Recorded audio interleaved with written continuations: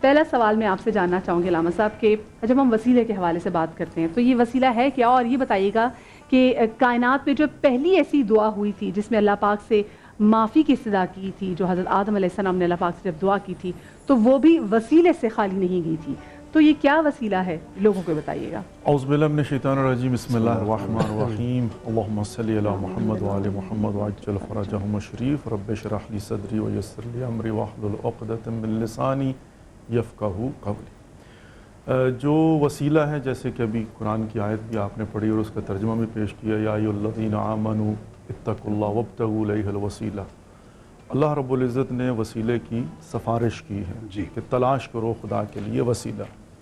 سب سے پہلے تو یہ بات سمجھنا ضروری ہے کہ یہاں پر کنفیوژن نہ ہو جائے، ایک وسیلہ ہے، ایک وصلت سے وسیلہ ہے، سواد کے ساتھ وصل کرنا، ٹھیک ہے، ایک ہے واسطہ اور ایک ہے شفاعت، یہ چاروں جو مختلف چیزیں ہیں، ٹھیک ہے۔ یہاں پر ہم اسپیسیفکلی بات کر رہے ہیں وسیلے کی، ٹھیک ہے۔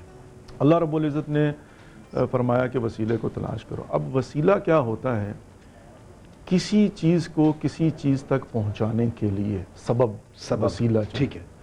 اللہ رب العزت نے قرآن پاک کو ہم تک پہنچانے کے لیے نبی پاک محمد صلی اللہ علیہ وسلم کا وسیلہ استعمال کیا۔ بے شک، لو نزلنا ھذا القرآن علی جبل لرأیتہ خاشعا متصدعا من خشیۃ اللہ، اگر اللہ رب العزت یہ قرآن پہاڑوں پر نازل کر دیتا تو وہ اللہ کی خشیت سے ریزہ ریزہ ہو جاتا۔ نزل القرآن علی قلبک، اللہ رب العزت نے نبی پاک کے قلب پر قرآن کو نازل کیا اور زبان پیغمبر سے یہ صادر ہوا۔ صحیح۔ تو اس کا مطلب یہ ہوا کہ وسیلے کے بغیر تو اللہ رب العزت بھی اپنی مخلوق تک نہیں پہنچتا۔ حالانکہ اوپر سے نیچے آنا تو بڑا آسان ہوتا ہے، جب نیچے سے ہم نے اللہ تک جانا ہے تو بغیر وسیلے کے کیسے جا سکتے ہیں؟ صحیح۔ وسیلے کی ضرورت باہر صورت ہے، ٹھیک ہے۔ اچھا، بحث یہاں پر اگر یہ ہوگی، جو سوال ہے اصل میں، کہ کون سا وسیلہ؟ صحیح۔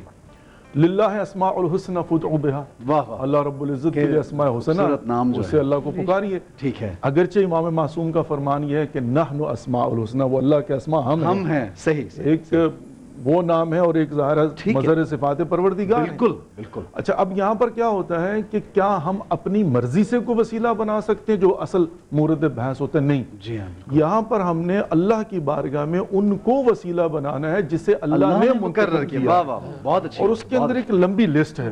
نماز بھی وسیلہ ہے، روزہ بھی وسیلہ ہے، حج بھی وسیلہ ہے، تقوی بھی وسیلہ ہے، نیکیاں بھی وسیلہ ہے، صدقہ بھی وسیلہ ہے، یہ سارے کے سارے وسائل ہیں۔ اور اسی کے اندر جو ٹاپ محمد مصطفیٰ صلی اللہ علیہ وسلم، کیا خوبصورت بات، بالکل۔ نہ فقط یہ کہ ان کا وجود، ان کا نام، اور یہاں پر آ کر جو بہن نے سوال کیا ہے کہ جب حضرت آدم علیہ السلام، اب میں اس کو دو حصوں میں تقسیم کروں گا۔ پہلا کیا ہے؟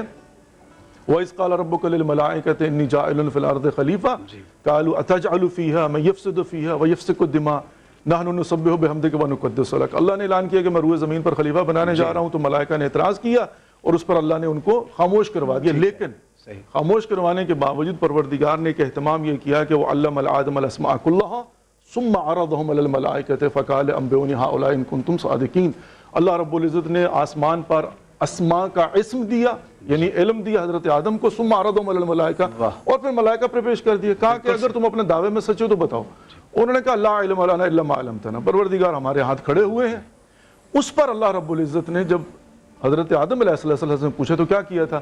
وہ اسماء جو تھے وہ محمد، علی، فاطمہ، حسن اور حسین، سبحان اللہ، سبحان اللہ۔ اور حضرت آدم نے عرض کی کہ پروردگار میں جانتا ہوں میری جاب ڈسکرپشن کیا ہے، تو میں ان کے ذریعے سے تمہارا تعارف کروں۔ صحیح۔ یہاں پر حضرت آدم علیہ السلام جب آئے ہیں روئے زمین پر تو ان کی توبہ کے لیے بھی حضرت جبرائیل نے آ کر کہا کہ یا نبی اللہ، آپ کو یاد ہوگا کہ آپ نے وہ جو اسماء دیکھے تھے اور جن کے ذریعے سے آپ کا امتحان کامیاب ہوا تھا، کہا کہ آپ اللہ کو پکارو ان ناموں سے۔ تو اللہ نے جب ان کو سکھا دیا تو وہ کیا تھا؟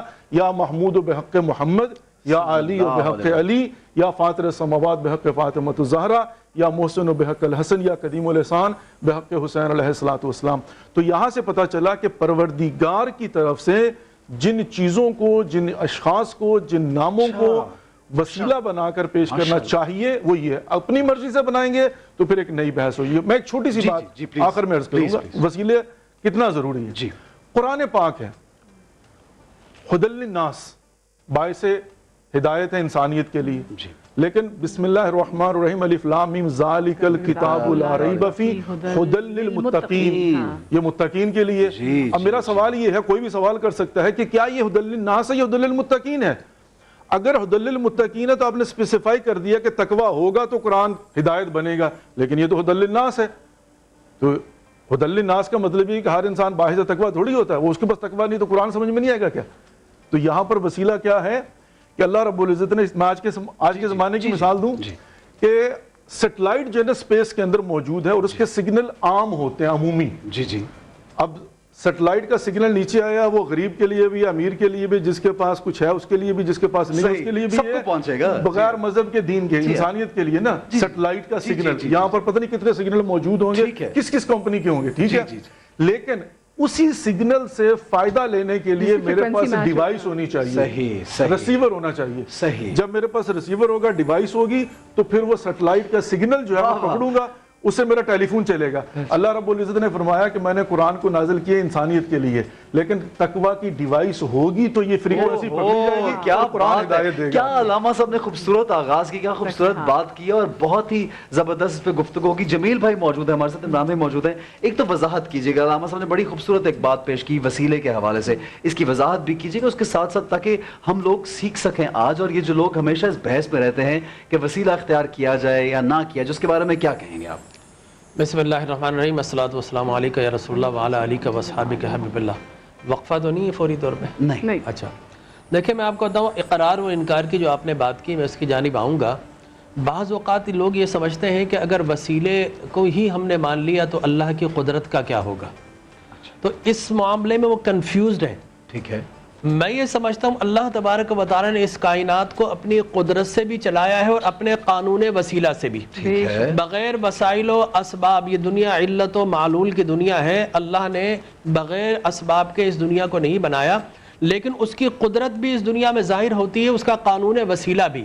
مثال کے طور پر اللہ نے یہ قانون وسیلہ بنا دیا کہ جب تک شادی نہیں ہوگی اولاد نہیں ہوگی، یہ بڑا آبویس ہے، سب مانتے ہیں، لیکن اللہ کی قدرت یہ ہے کہ آدم علیہ السلام کو چاہے تو بن ماں باپ کے تخلیق فرما دے گا۔ بے شک بے شک۔ اللہ کی قدرت یہ ہے کہ اگر وہ چاہے تو عیسیٰ ابن مریم کو بغیر باپ کے پیدا کر دیتا ہے، یہ اللہ کی قدرت ہے۔ لیکن قانون وسیلہ یہ کہ جب تک نکاح نہیں کرو گے تو اس وقت تک اولاد نہیں ہوگی۔ اللہ تبارک و تعالی نے قانون بنا دیے، جب تک کھاؤ گے نہیں تو بھوک نہیں مٹے گی، پانی نہیں پیو گے تو پیاس نہیں بجھے گی، اللہ کا قانون وسیلہ ہے۔